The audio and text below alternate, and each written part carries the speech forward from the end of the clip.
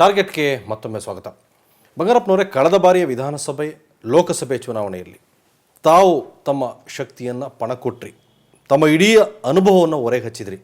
ಆದರೆ ಯಡಿಯೂರಪ್ಪನವ್ರ ಮುಂದೆ ನಿಮ್ಮದೇನೂ ನಡೀಲಿಲ್ಲ. ಆಗ ನೀವು ಪ್ರಬಲವಾದ ಒಂದು ರಾಷ್ಟ್ರೀಯ ಪಕ್ಷದಲ್ಲಿದ್ದೀರಿ, ಕಾಂಗ್ರೆಸ್ ಪಕ್ಷದಲ್ಲಿ. ಆಗಲೇ ನೀವು ಯಡಿಯೂರಪ್ಪನವ್ರನ್ನ ಏನೂ ಮಾಡೋಕ್ಕಾಗದೇ ಇದ್ದವರು. JDS ಪಕ್ಷದಿಂದ ಏನು ಮಾಡೋಕ್ಕೆ ಸಾಧ್ಯ ನಿಮ್ಮ ಕೈಲಿ?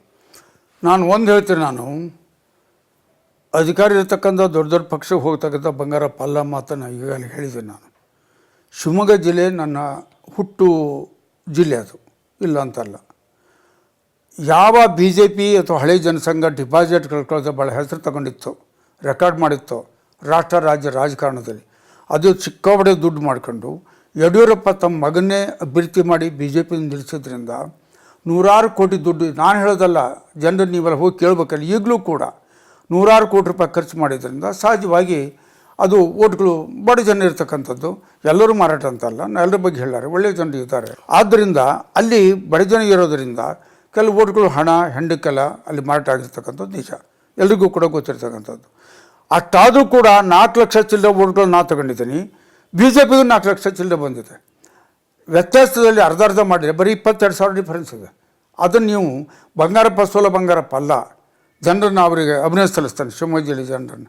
ಸೋಲಿಗೆ ರಾಜಕಾರಣದಲ್ಲಿ ಒಮ್ಮೊಮ್ಮೆ ಬರ್ತದೆ, ಆದರೆ ಕಾರಣ BJP ಕಾರಣ ಮಾತ್ರ ವರ್ಸ್ಟ್.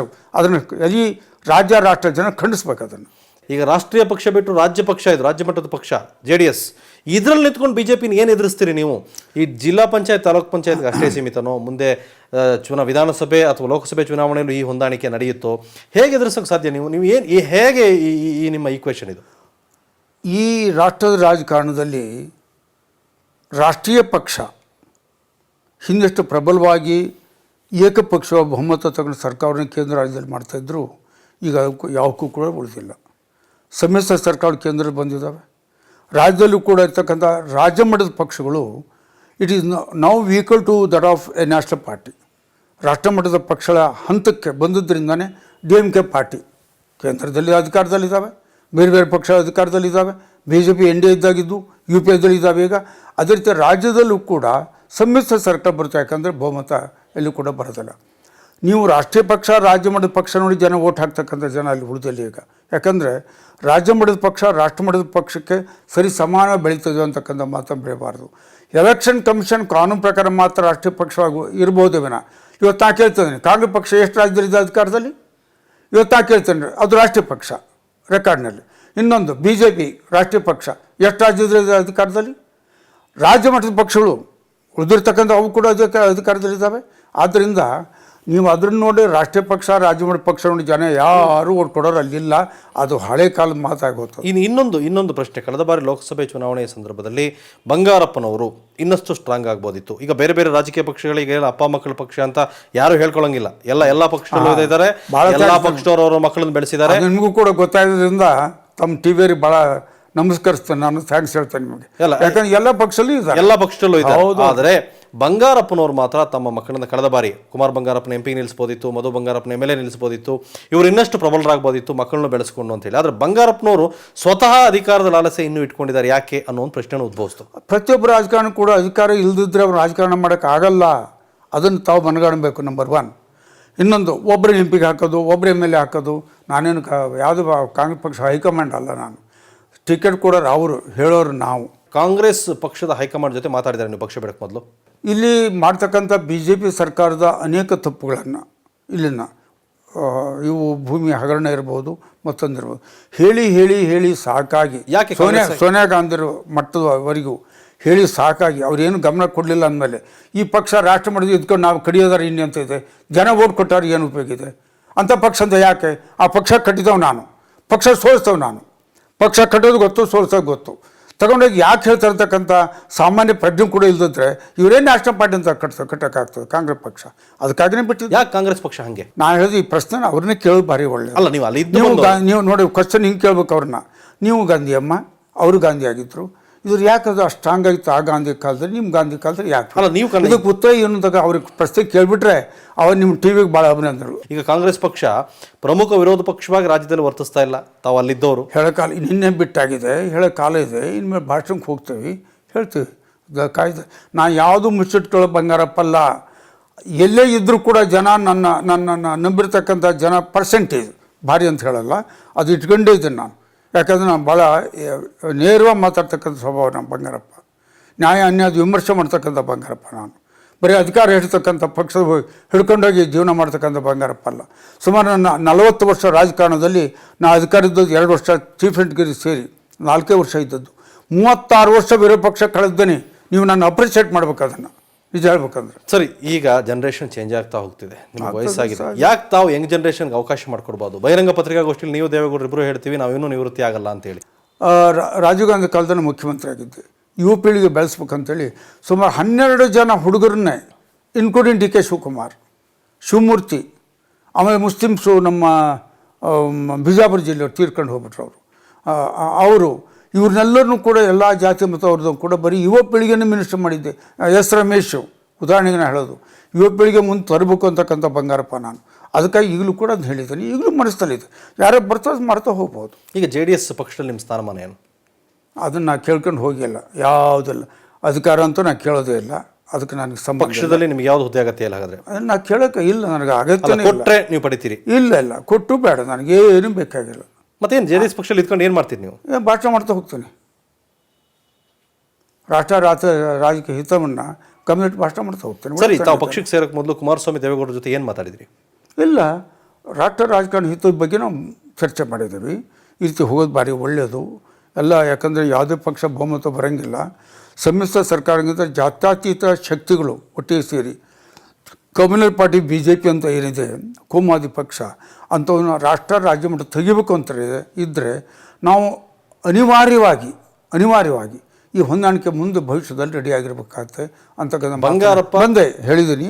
ಇನ್ನೊಂದು ನಾನು ಕಾಂಗ್ರೆಸ್ ಇದ್ದಾಗಲೂ ಒಂದು ಮಾತು ಹೇಳಿದೆ, JDS ಜೊತೆ ಹೊಂದಾಣಿಕೆ ಮಾಡ್ಕೊಂಡು ಹೋಗ್ಬೇಕು ಕಾಂಗ್ರೆಸ್. ಬೇಕಾದ್ರೆ sir, I am on record, ಎಷ್ಟೋ ಸರಿ ಹೇಳಿದ್ದೇನೆ ನಾನು, ಹೊಂದಾಣಿಕೆ ಮಾಡ್ಕೊಂಡು ಹೋಗ್ಬೇಕು, ಸೀಟ್ ಅಡ್ಜಸ್ಟ್ಮೆಂಟ್ ಮಾಡ್ಕೊಳ್ಳಿ, ಕಾಮನ್ ಎಲೆಕ್ಷನ್ ಮ್ಯಾನಿಫೆಸ್ಟೋ ಮಾಡೋದ್ರ ಚಿಂತೆ ಇಲ್ಲ ಅಂತಕ್ಕಂಥ ಮಾತ್ರ ಕೂಡ ನಾನು ಹೇಳ್ತಕ್ಕಂಥ ಬಂಗಾರ. ಈಗಲೂ ಅದನ್ನೇ ಹೇಳ್ಬೋದು. ಬಂಗಾರಪ್ಪನವ್ರು JDS ಸೇರೋದ್ರಿಂದ JDSಗೆ ಲಾಭನೋ ಬಂಗಾರಪ್ಪನವ್ರ ಲಾಭನೋ? ಅದನ್ನು ಅವ್ರಿಗೆ ಕೇಳಬೇಕು, ನಾನು ಕೇಳ್ತಕ್ಕಂಥ ಪ್ರಶ್ನೆ. ನಂದು ಲಾಭ ಆಗುತ್ತೆ ಅಂದರೆ ದೊಡ್ಡ ಮಾತು, ಲಾಭ ಆಗಲ್ಲ ಅಂದರೆ ನಾನು ವೀಕ್ ಆಗೋ ಬಂಗಾರಪ್ಪ ಅಲ್ಲ. ಲಾಭ ಆಗ್ತದೆ ಅಂತ ಹೇಳ್ತಕ್ಕಂಥ ದೊಡ್ಡ ಮನುಷ್ಯನು ನಾನಲ್ಲ. ಅದನ್ನು ದೇವೇಗೌಡಜಿಯವ್ರಿಗೆ ಕೇಳಿ, ಕುಮಾರಸ್ವಾಮಿಜಿಯವ್ರಿಗೆ ಕೇಳಿ, ಅಷ್ಟೇ.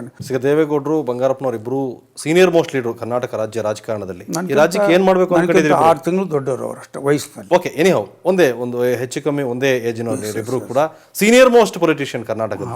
ಅಲ್ಲ, ಇನ್ನೂ ಏನು ಆಸೆ ಇಟ್ಕೊಂಡಿದ್ದೀರಿ ನೀವು ಇಬ್ರು ಅಂತ ಕೇಳ್ತಾ? ಒಳ್ಳೇದಾಗಲಿ ಅಂತ ಆಸೆ ಇಟ್ಕೊಂಡಿದ್ದೀವಿ. ಏನೂ ಇಲ್ಲ, ಅಧಿಕಾರ ಪಡಿಬೇಕು, ಮುಖ್ಯಮಂತ್ರಿ ಅಧಿಕಾರ ಸಿಕ್ಕರೆ ಯಾಕೆ ಮಾಡಬಾರ್ದು? ನಾನಾಗೆ ಬಂದರೆ ದೇವೇಗೌಡಜಿಯವರು ಮಾಡ್ಬೋದು, ನಾನು ಮಾಡ್ಬೋದು. There is nothing wrong.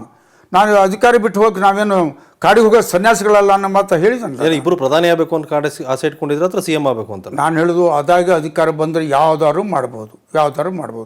ಅವ್ರು ಪ್ರಧಾನಿ ಆಗಿದ್ದವರು ಕೆಳಗೆ ಬರೋದಿಲ್ಲ. ಅವರು ಯೂಶಲಿ ಪ್ರಧಾನಿ ಮತ್ತು ಅದರ ಮೇಲ್ಮಟ್ಟಕ್ಕೆ ಅವ್ರು ವಿಚಾರ ಮಾಡ್ಬೋದು. ನಾ ಚೀಫ್ ಮಿನಿಸ್ಟರ್ ಆಗಿದ್ದೆ, ಹೆಚ್ಚಂದ್ರೆ ನಾನು ಚೀಫ್ ಮಿನಿಸ್ಟರ್ ಆಗ್ಬೋದು. ಅದನ್ನು ನಾನು ಆಡಿಲ್ಲ.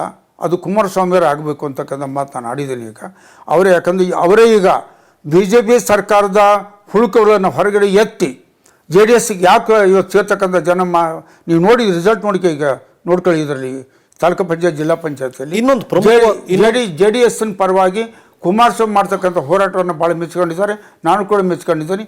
ಏನೋ ಡಾಕ್ಯುಮೆಂಟ್ ತರೋದು ಮಾಡೋದು ಈ ಯಡಿಯೂರಪ್ಪನ ಇದ್ದು ಬರ್ದಂಗೆ ಮಾಡಿ ಹಾಕಿದವರೇ JDS ಮತ್ತು ಕುಮಾರಸ್ವಾಮಿ. ಸರಿ, ಇಬ್ಬರು ದಿಗ್ಗಜರು ಸೇರಿದ್ದೀರಿ ಈಗ, ದೇವೇಗೌಡರು ಮತ್ತು ಬಂಗಾರಪ್ಪನವರು. ನೀವು ನೋಡಿ ಅದನ್ನು ಸಂತೋಷಪಟ್ಟಿದ್ರಿ ಅಂತ ನಾನು ತಿಳ್ಕೊಂಡಿದ್ದೀನಿ. ಖಂಡಿತ ಸಂತೋಷ, ಬಹಳ ಚೆನ್ನಾಗಿ ಆಗಿರ್ಬೋದು, ಬಹಳ ಚೆನ್ನಾಗಿ ಬೇಸರನೂ ಆಗಿರ್ಬೋದು, ಅದು ಅವ್ರವ್ರಿಗೆ ಬಿಟ್ಟು ವಿಚಾರ.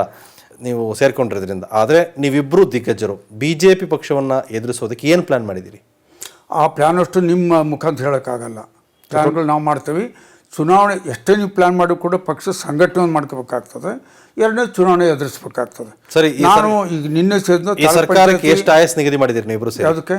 ಈಗಿರೋ ಸರ್ಕಾರಕ್ಕೆ ನನ್ನ ಪ್ರಕಾರ ಪೂರ್ಣ ಅವಧಿ ಕೊಡ್ತಕ್ಕಂಥದ್ದು ರಾಜ್ಯದ ಹಿತಕ್ಕೆ ಮಾರಕ, ಅದು ಜನಕ್ಕೆ ಮಾರಕ, ರಾಷ್ಟ್ರಕ್ಕೂ ಕೂಡ ಒಳ್ಳೆಯದಲ್ಲ. ಯಾವಾಗ ಅಂತಕ್ಕಂಥ ಪ್ರಶ್ನೆನ ಟೈಮ್ ನಿಗದಿ ಮಾಡೋದಕ್ಕೆ ಹಂಗಲ್ಲಿ ಹೇಳೋಕ್ಕಾಗಲ್ಲ, ಯಾರು ಕೂಡ ಹೇಳೋಕ್ಕೆ. ಬಟ್ ಪೂರ್ತಿ ಅವ್ರ ಟರ್ಮ್ ಇರ್ತಕ್ಕಂಥದ್ದು ಒಳ್ಳೆಯದಲ್ಲ. ಅಂದರೆ 2011ರಲ್ಲಿ ಪೂರ್ತಿ ಇರುತ್ತಾ? ನಾನು ಹೇಳಿದ್ನಲ್ಲಿ ಪೂರ್ತಿ ಟರ್ಮ್ ಇರೋದು ಒಳ್ಳೆಯದಲ್ಲ. ಮುಂದೆ ನೋಡೋಣ, ಕಾದು ನೋಡೋಣ. ಕಾಂಗ್ರೆಸ್ ಪಕ್ಷಕ್ಕೆ ಈಗಾದರೂ ಏನು ಸಲಹೆ ಕೊಡ್ತೀರಿ ಸರಿಯಾಗಿ? ರಾಷ್ಟ್ರಹಿತವನ್ನು ಗಮನದಲ್ಲಿಟ್ಟು ಪ್ರಪಂಚ ನಕ್ಷೆಯಲ್ಲಿ ನಮ್ಮದು ಒಳ್ಳೆಯದಾಗಿರ್ತಕ್ಕಂಥ ಸ್ಥಾನಮಾನವನ್ನು ರಾಷ್ಟ್ರ ಗಳಿಸಬೇಕು. ಅದಕ್ಕಾಗಿ ಪ್ರತಿ ರಾಜ್ಯವನ್ನು ಕೂಡ ಗಮನದಲ್ಲಿಟ್ಟು ಅವ್ರು ಬೆಳೆಸ್ತಕ್ಕಂಥ ವಿಚಾರದ ಬಗ್ಗೆ ಕಾಂಗ್ರೆಸ್ ಪಕ್ಷ ಗಮನ ಕೊಡಬೇಕು. ರಾಜ್ಯ ರಾಜಕೀಯದಲ್ಲಿ ಕಾಂಗ್ರೆಸ್ ಪಕ್ಷ ವೀಕ್ ಆಗೋದಕ್ಕೆ ರಾಜ್ಯ ನಾಯಕರುಗಳ ಕಾರಣ, ಕೇಂದ್ರ ನಾಯಕರ ಕಾರಣನ? ಎರಡೂ ಕಾರಣ. ರಾಜ್ಯದಲ್ಲಿ ಯಾರನ್ನು ಹೆಸರಿಸ್ತೀರಿ ತಾವು? ಹೆಸರು ಹೇಳಲ್ಲ ನಾನು. ಎರಡೂ ಕಾರಣ. ಸರ್, 2.5 ವರ್ಷದ ಯಡಿಯೂರಪ್ಪ ಅವರ ಆಡಳಿತದ ಬಗ್ಗೆ ತಾವೇನು ಹೇಳ್ತೀರಿ? ಭಾಳ ಕೆಟ್ಟ ಆಡಳಿತ. ಯಾವ ರೀತಿ? ಅನೇಕ ರೀತಿ. ಬಿ ಜೆ ಪಿ ಈ ಕೆಟ್ಟ ಮಟ್ಟಕ್ಕೆ ಹೋಗಿ ಇಡೀ ರಾಷ್ಟ್ರಕ್ಕೆ ಕಳಂಕ ಹಚ್ಚಿ ಇಡೀ ಒಂದು ಕೊಡ ಹಾಲಿಗೆ ಹುಳಿ ಒಂದು ಹನಿ ಹಾಕಿ ಹಾಳು ಮಾಡಿರ್ತಕ್ಕಂಥವ್ರು ಬಿ ಜೆ ಪಿ ಅವರು. ಯಡಿಯೂರಪ್ಪ ಕೊಟ್ಟ ರಾಜ್ಯದಲ್ಲಿ ಏನು ಬದಲಾವಣೆ ಆಗಬೇಕು ಅಂತ ತಾವು ಬಯಸ್ತೀರಿ? ನಾನು ಬಿ ಜೆ ಪಿ ಸರ್ಕಾರ ಅದು ಮೊದಲು ಅಧಿಕಾರಕ್ಕೆ ಮತ್ತೆ ಬರಬಾರ್ದು, ಅದು ಹೋಗಬೇಕು. ಇದು ಮೊದಲನೇ ಬದಲಾವಣೆ ನಾವು ಬಯಸೋದು. ಎರಡನೇದು, ಏಕಪಕ್ಷವಾಗಿ ಜಾತ್ಯತೀತ ಪಕ್ಷ ಇರ್ತಕ್ಕಂಥ ನಮ್ಮ JDS ಮತ್ತು ಕಾಂಗ್ರೆಸ್ ಎರಡೇ ಇರೋವು. ಯಾರಿಗಾರು ಬಹುಮತ ಬಂದರೆ ಅದು ದೇಶಕ್ಕೆ ಒಳ್ಳೆಯದು, ರಾಜ್ಯಕ್ಕೆ ಒಳ್ಳೆಯದು. Okay, thank you Bangarappa. ನಮ್ಮ ಜೊತೆ ಇಷ್ಟೊತ್ತು ಚರ್ಚೆಯಲ್ಲಿ ಭಾಗವಹಿಸಿದ್ರಿ, ಸಂತೋಷ. ಅನೇಕ ವಿಚಾರ ಹಂಚ್ಕೊಂಡ್ರಿ, ಇನ್ನು ಭಾಳಷ್ಟು ವಿಚಾರ ಚರ್ಚೆ ಮಾಡೋದು ಭಾಳ ಸಂತೋಷ. Thank you sir. Thank you very much. ಇದಿಷ್ಟು ಇವತ್ತಿನ ಟಾರ್ಗೆಟ್. ಮುಂದಿನ ವಾರ ಮತ್ತೊಬ್ಬ ಅತಿಥಿಯೊಂದಿಗೆ ಭೇಟಿಯಾಗ್ತೀನಿ. ಕ್ಷಣ ಕ್ಷಣದ ಸುದ್ದಿಗಾಗಿ ನೋಡ್ತಾ ಇರಿ ಸುವರ್ಣ ನ್ಯೂಸ್ 24/7.